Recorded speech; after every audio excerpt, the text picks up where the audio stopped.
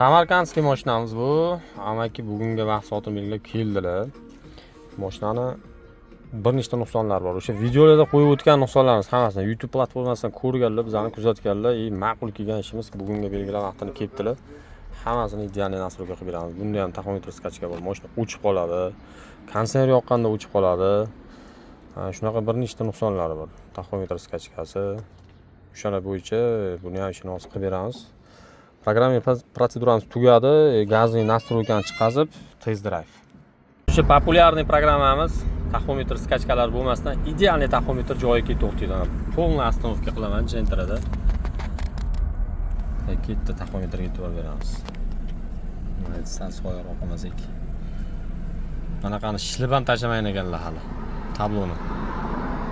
Plyonkasini. Buni qaranglar, turishini. Juda ham cho'tka. Bu mashina Samarqanddan kelgan mashinamiz edi. Ishlar tayyor bo'ldi. Ana endi Samarqandga qarab yo'l oladilar. Hozir oldi ko'rinishini bitta ko'rsatib o'taman. Mana shu mashinamiz. Endi mashina Samarqand viloyatiga qarab yo'l oladilar. Shuncha masofa bosib ketdilar, bosib kelganlarga yarasha ishlarni hal qilib berdik. Cho'tki ishlaydigan bo'ldi. Mashina juda qiynagan amakini.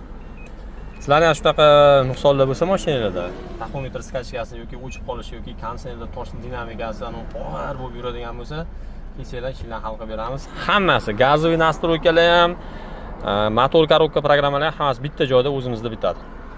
Salomat bo'linglar, kuzatishda davom etinglar, like bosib, podpisatsiyani bosib qo'ysanglar, shunaqa chiroyli videolarni o'tkazib olmaysizlar.